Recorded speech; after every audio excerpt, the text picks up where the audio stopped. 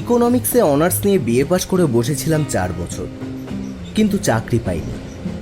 এদিকে সংসারের হাল আমার হাতে, বাড়িতে অসুস্থ মা, কিভাবে সংসার চালাবো সেটাই বড় প্রশ্ন হয়ে দাঁড়িয়েছিল। এমন সময় কপাল খুলে গেল।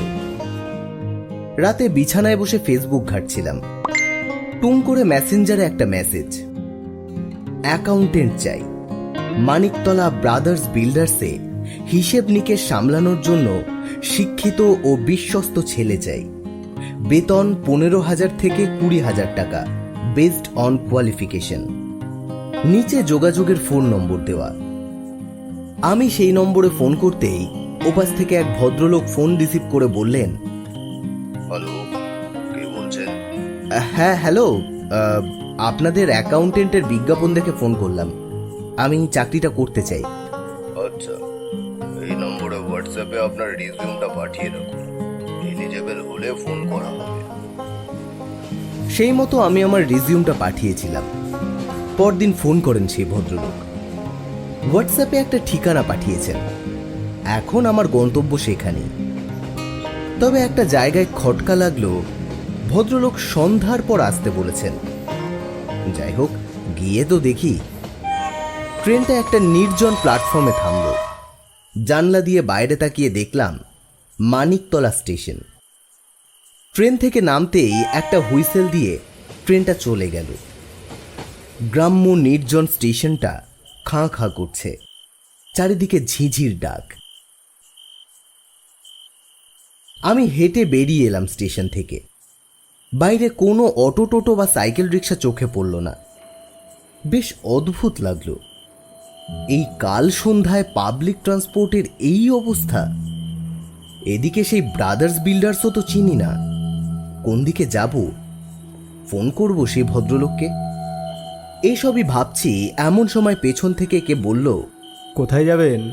চমকে উঠে পিছনে তাকিয়েই দেখি আমারই বয়সী একটি ছেলে দাঁড়িয়ে আছে। মানিকতলা ব্রাদার্স বিল্ডার্স, ওই ঠিকানাটাই খুঁজছি, আপনি চেনেন? ছেলেটা কয়েক সেকেন্ড চুপ করে আমার দিকে তাকিয়ে রইল। এই সময় ওখানে কোনো দরকার? হ্যাঁ, আমাকে ডাকা হয়েছে চাকরির জন্য। দেখলাম ছেলেটার মুখটা কেমন একটা যেন হয়ে গেল। আসুন, আমি নিয়ে যাচ্ছি। আমি আর কিছু না ভেবে ওর সাথে হাঁটতে শুরু করলাম। স্টেশনের আলো পেছনে পড়ে রইল। সামনে শুধু কাঁচা রাস্তা আর অন্ধকার। আপনি কি এখানকারই? না, তবে অনেক দিন ধরে এখানেই আছি। ও আচ্ছা আচ্ছা, কি করেন আপনি?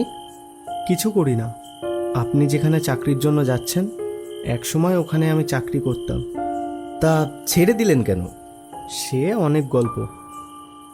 কিছু দূর হাঁটার পর একটা বিশাল বড় বাড়ির সামনে এসে দাঁড়ালাম। সামনে ওপরে সাইনবোর্ডে লেখা আছে মানিকতলা ব্রাদার্স বিল্ডার্স। বুঝলাম এটাই সেই জায়গা। এইটাই?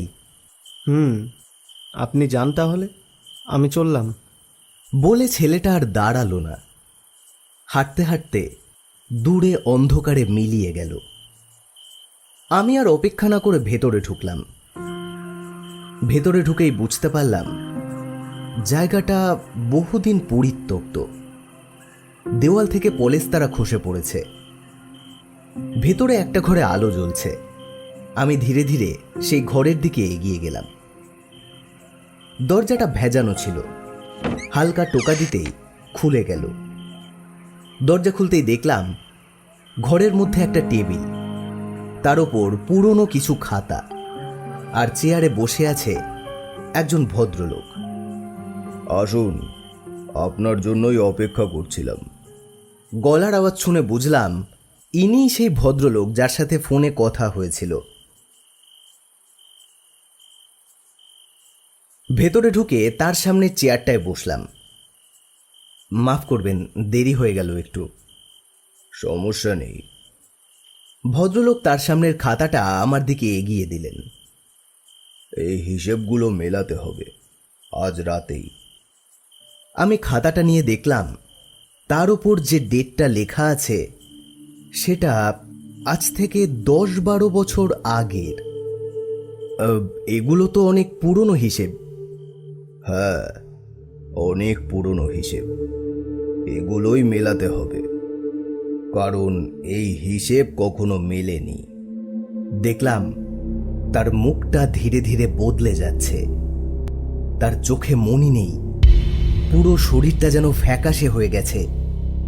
মুখের একদিক যেন পুড়ে ঝলসে গেছে। আমি চমকে উঠলাম। ঠিক তখনই দরজাটা দাম করে বন্ধ হয়ে গেল। এটা এটা কি হচ্ছে? ভদ্রলোক ধীরে ধীরে উঠে দাঁড়ালেন। তারপর কেমন একটা বিকৃত গলায় বললেন, এই কোম্পানির এই হিসেবটা আজ পর্যন্ত মেলেনি। যদি মেলাতে পারেন তবে আপনার চাকরি কনফার্ম।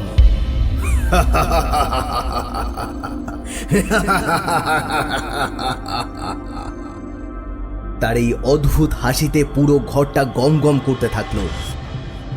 যারা এখানে কাজ করতে এসে আর ফিরতে পারেনি, তাদের হিসেব এখনো বাকি আছে। আপনার কাজ সেই হিসেব মেলানো। বুঝলাম এখনই এখান থেকে পালাতে হবে। আমি দৌড়ে দরজার দিকে এগিয়ে গেলাম, কিন্তু দরজা বন্ধ, কোনোভাবেই খুলতে পারলাম না। পেছন থেকে সেই ভদ্রলোকের ভয়ঙ্কর গলা, আজ থেকে তুমি এই হিসেবের দায়িত্বে। ঠিক তখনই বাইরে থেকে একটা চিৎকার কানে ভেসে এলো, বেরিয়ে আসুন, দরজা ভেঙে ফেলুন। আমি আমার শরীরের সমস্ত শক্তি দিয়ে দরজায় মারলাম এক লাথি। দরজাটা ভেঙে ছিটকে পড়ল বাইরে। আমি দৌড়ে বাইরে বেরিয়ে এলাম। গেটের সামনে এসেই দেখলাম সেই ছেলেটি দাঁড়িয়ে আছে। আমি হাঁপাতে হাঁপাতে বললাম, ওটা ওটা কি জায়গা? ছেলেটা চুপ করে আমার দিকে তাকিয়ে রইল। তারপর ধীরে ধীরে বলল, আজ থেকে 10 বছর আগে আমিও এখানে চাকরির জন্য এসেছিলাম।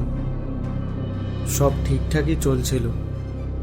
কিভাবে যেন একদিন কোম্পানিতে আগুন লেগে যায়।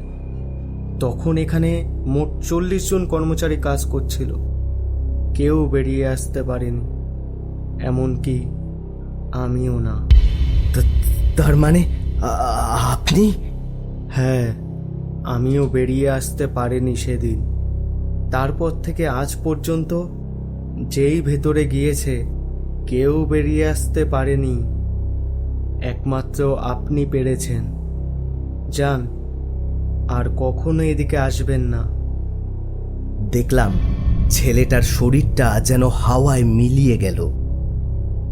আমি হাঁটতে হাঁটতে এগিয়ে গেলাম স্টেশনের দিকে। রাতের শেষ ট্রেনটা আসতে এখনো আধ ঘন্টা বাকি।